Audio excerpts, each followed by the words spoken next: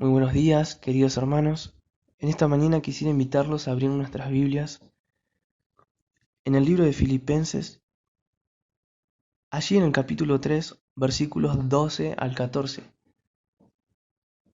Dice así el versículo 12: No que lo haya alcanzado ya, ni que ya sea perfecto, sino que prosigo por ver si logro hacer aquello para lo cual fui también nacido por Cristo Jesús. Notamos rápidamente que el versículo nos deja claro que la perfección no es algo que se consuma aquí en la tierra. Y tiene aún más sentido esto cuando recordamos los versículos anteriores en donde Pablo eh, menciona este ejercicio de seguir estimando cosas como basura, aquellas cosas que lo alejaban eh, de la presencia de Dios, que, que lo alejaban incluso de la voluntad de Dios para buscar una vida de vanagloria, como lo hacían algunas que otras personas en aquel tiempo, y que si pudiésemos pensar en alguna forma del tiempo en el que vivimos, también podríamos encontrarnos con esto.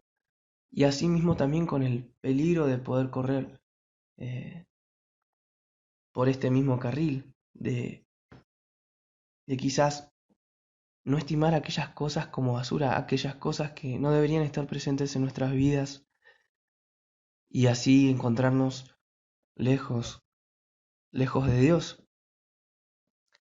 Pero volviendo al versículo de hoy, notamos que la perfección del creyente no se alcanza en este tiempo. Recordando, sabemos que la perfección de todo creyente se alcanza en la glorificación. Y por esa misma razón el apóstol hace aquella advertencia, donde dice, no que lo haya alcanzado ya, ni que sea perfecto. En el pensamiento de Pablo está probablemente el ejemplo de las competiciones de atletismo de los Juegos Romanos, en los que las carreras eran una de las competencias típicas en aquel entonces, consistente en lograr la victoria ajustándose a los parámetros establecidos que regían la carrera. Es de notar, es de notar que en el Nuevo Testamento se hace referencia a tres niveles de perfección. En primer lugar, o como primer punto, a una perfección personal relacionada con la salvación. Dice Hebreos 10:14, porque con una sola ofrenda hizo perfectos para siempre a los santificados. Es la ofrenda irrepetible y única del sacrificio de Cristo, aquella ofrenda que hace definitiva y plenamente perfectos a todos los creyentes, en una obra absolutamente consumada para siempre. Este perfeccionamiento tiene que ver con una conciencia que no acusa de responsabilidad penal en cuanto a pecado. Podemos leer Romanos 8:1. Y con una posición personal que hace apto a todo creyente para acercarse a Dios, como leemos allí en Hebreos, capítulo 4, versículo 16.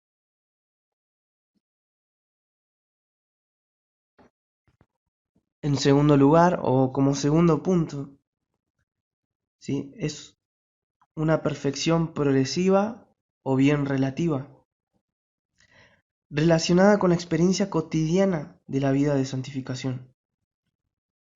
Segunda Corintios 7:1 dice, así que amados, puesto que tenemos tales promesas, limpiémonos de toda contaminación de carne y de espíritu, perfeccionando la santidad en el temor de Dios. Varios aspectos están relacionados con el progreso de la santificación que conduce a la perfección, en una conformación con Cristo, para lo cual ha sido predestinado por Dios, como leemos en Romanos capítulo 8, versículo 29. El camino a la perfección es un progreso no solo en la vida de santidad, sino también en el amor. Podemos leer en Primera Juan, capítulo 4, del 17 al 18, lo siguiente. En esto se ha perfeccionado el amor en nosotros, para que tengamos confianza en el día del juicio, pues como Él es, así somos nosotros en este mundo. En el amor no hay temor, sino que el perfecto amor echa fuera el temor, porque el temor lleva en sí el castigo, de donde el que teme no ha sido perfeccionado en el amor. Esta perfección progresiva va manifestando una vida conforme al querer de Dios. ¿Sí? El camino a la madurez espiritual, la perfección que progresa día a día, incluye también el cumplimiento de toda buena obra. Dice Hebreos 13:21, os haga aptos en toda buena obra para que hagáis su voluntad, haciendo Él en vosotros lo que es agradable delante de Él por Jesucristo. La perfección progresiva es una operación de la gracia en el ejercicio de los dones del Espíritu. Dice Efesios 4:12, a fin de perfeccionar a los santos para la obra del ministerio, para la edificación del cuerpo de Cristo. Por tanto, la perfección va unida a la enseñanza de la palabra y también a la aplicación personal. Y como último punto, la perfección también en el Nuevo Testamento se hace referencia a que es definitiva, que se alcanzará en el cielo conforme al propósito de Dios para la iglesia, a fin de presentársela a sí mismo una iglesia gloriosa, que no tuviese mancha ni arruga ni cosa semejante, sino que fuese santa y sin mancha, dice Efesios 5:27. Retomando nuestra lectura en el libro de Filipenses, leemos en el versículo 13, hermanos, yo mismo no pretendo haberlo ya alcanzado, pero una cosa hago, olvidando ciertamente lo que queda atrás y extendiéndome a lo que está delante. Aquí en la carrera cristiana en que está empeñado no solo él, sino que debiéramos estar empeñados nosotros también como creyentes, se establece una forma para seguir o proseguir corriendo. Dejar todo cuanto hay a mi alrededor para centrarme en una sola cosa, como si dijese lo único que voy a hacer, es decir, solo voy a hacer esto. Es una resolución para toda su vida y para la nuestra. De ahí en adelante iba a seguir un estilo propio en el desarrollo de la carrera cristiana. Esta cuestión de olvidarme de lo que queda atrás no es una cuestión, en primer lugar, situándonos quizás en reconocer algún crecimiento que hemos tenido o algún cambio en nuestras vidas. No es olvidar aquel cambio, sino no quedarnos en el conformismo de aquel cambio y no seguir corriendo o no continuar creciendo en esta vida. Retomando este concepto de que la perfección nuestra no es algo consumado aquí en la tierra, sino que lo será en un futuro.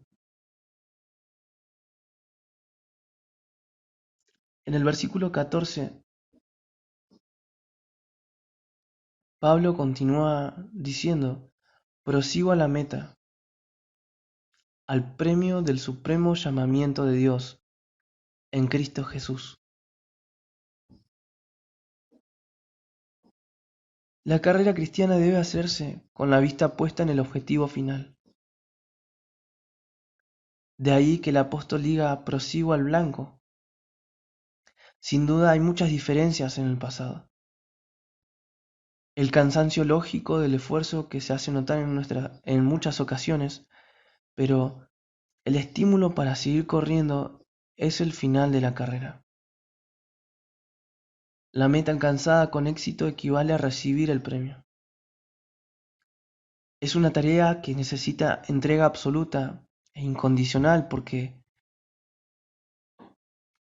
si leemos 1 Corintios capítulo 9, 24, leemos: ¿No sabéis que los que corren en el estadio, todos a la verdad corren, pero uno solo se lleva el premio? Corred de tal manera que lo obtengáis.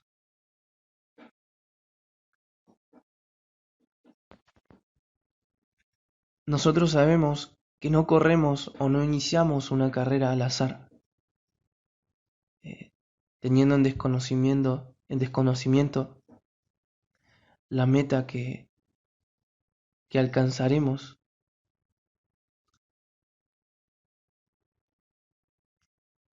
La meta es Cristo.